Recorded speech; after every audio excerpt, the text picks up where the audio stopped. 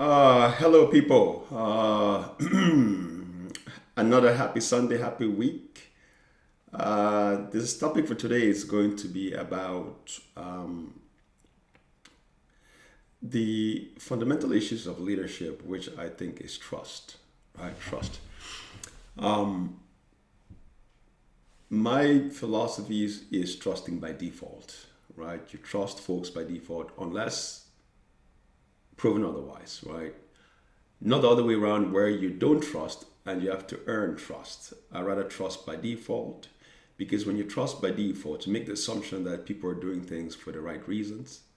And then if people fail, whatever measures that you have, the actions are to correct them to get back to the right track, as opposed to the other way where if you don't trust by default, right, everything that somebody does is suspicious, right?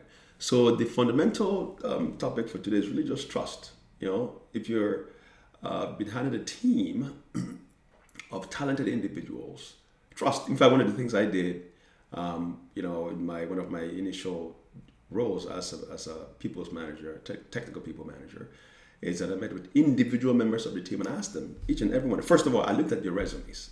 I took the time to collect each and everybody's resume, understood, the educational background, understood their experiences, understood work experiences, because that gave me the basis to trust folks, right? So if I know people's competencies and I assign them a task, I can trust that they will deliver that task based on their competencies. So I start there. So knowing who everybody's on the team, knowing what they want to do when they grow up. In fact, one of the questions I ask my team is that, what do you guys want to do when you grow up?